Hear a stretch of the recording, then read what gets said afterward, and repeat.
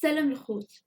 في هذا الفيديو غندويو على اللقطة اللي خلات كلشي يوقف عليها وينسى المباراة اللي كانت في الدوري الإيطالي ما بين فيورنتينا والإنتر ميلان، وهي اللحظة ديال الإفطار ديال الأسد سفيان المرابط مباشرة بعد أذان المغرب في الدقيقة الثانية من الوقت بديل الضائع. هاد اللقطة اللي تقدر تكون عادية بزاف، فعلاش دارت هاد الضجة كاملة؟ اللي خاصكم تعرفوا هو أن في الوقت اللي كان سفيان المرابط كيحاول انه يقطع او لا يكسر الصيام ديالو، كان الزميل ديالو لوكا رانييري طاح وخلى الحكم يوقف المباراة لتلقي العلاج، وهنا خلى الناس كيقولوا انه ما ضربش بصح، غير مثل باش يعطي الفرصة للصديق ديالو انه يمشي يفطر.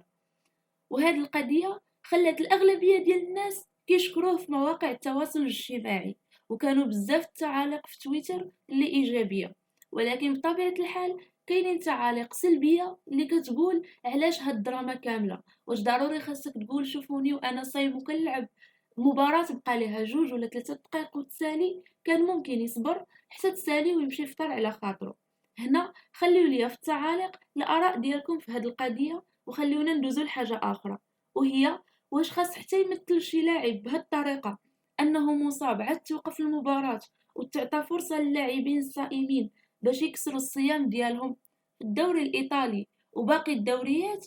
أو لا ممكن أنهم يوقفوها بضعة دقائق فقط ويعطيوهم ديك الفرصة. ندوزو ونشوفو أشنو كاين بالضبط في الواقع. نبداو بالقرار اللي خداه الاتحاد الفرنسي لكرة القدم، واللي كان عدم إيقاف المباريات للسماح للاعبين الصائمين بالإفطار خلال المباريات. هذا القرار اللي أثار غضب وجدل كبير في بزاف ديال الدول، وبحسب العديد من الصحف الفرنسية والعالمية، فالاتحاد الفرنسي لكرة القدم صيفط رسائل عبر البريد الإلكتروني للحكام وقال لهم بأن ما خصهمش يوقفوا المباريات أو يخليوا اللاعبين المسلمين يفطروا خلال شهر رمضان. وكان مكتوب في الرسالة: تم لفت انتباه الاتحاد لظاهرة توقف المباريات بعد الإفطار في رمضان، والتي لا تتوافق مع قوانين وأحكام الاتحاد الفيدرالي لكرة القدم. هذا القرار اللي كان النقيض ديالو هو القرار ديال الاتحاد البريطاني، بحيث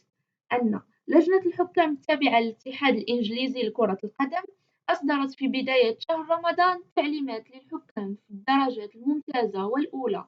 وباقي البطولات بضرورة التعامل بطريقة خاصة مع اللاعبين المسلمين خلال شهر رمضان. وأكدت وسائل الإعلام ديال بريطانيا أن لجنة الحكام طلبت من الحكام ديالها باش يسهلوا عملية الإفطار ديال اللاعبين الصائمين ويوفروا لهم أي حاجة غادي يحتاجوها، ويسمحوا لهم بتناول السوائل والمكملات الغذائية خلال فترة التوقف، على أن يتم استئناف المباراة مباشرة من وراء هذاك الشيء. وهنا كنشوفوا أن القرار الفرنسي كان عنصري بزاف ضد المسلمين،